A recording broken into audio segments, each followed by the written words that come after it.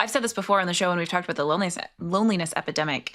I don't know if it's cultural. I don't know if it's biological. I have no idea. But it seems to me that women are more likely to create communities for themselves outside of typical structures for that. So we talked about this when it came to declining marriage rates and declining fertility, of just like women who are single, who don't have children, in my experience, tend to still create pretty rich community for themselves. Not always, but I think more often than men. Whereas it seems like men typically need the institutions that have existed to provide that in the past, which was family and church.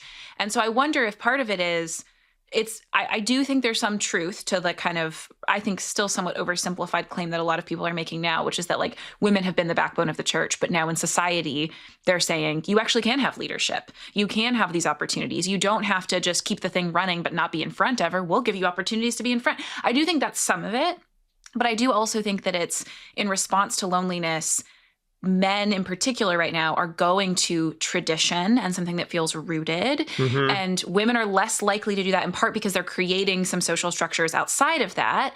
But one thing I was thinking while reading this piece was, there's been so much written about kind of spiritual but not religious folks. Like, yes, some of this change in church attendance or affiliation is about actual church attendance or affiliation. Sometimes it's just about people believe weird stuff again. Like, it's not so crazy for young people, especially Gen Zers, to believe, in magic or to believe in the afterlife or to believe in spiritual, mystical, et cetera things. They do tend to be less interested in an institutional form for those spiritual beliefs.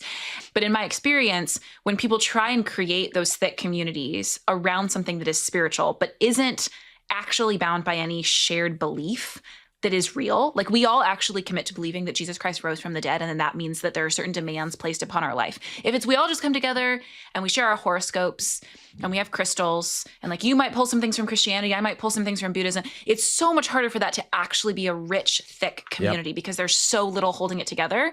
So even in Durham, where I live, like, there are tons of like on the message board at a local coffee shop, you can see a ton of like, hey, come out with some witchy people, or like come and join this group that does like yoga and talks about different spiritual things. But it doesn't seem like they're flourishing because it doesn't actually have much that kind of binds it together. But women, I think, are just able to kind of at least have some semblance of that works in a way that men tend to turn to these institutional forms.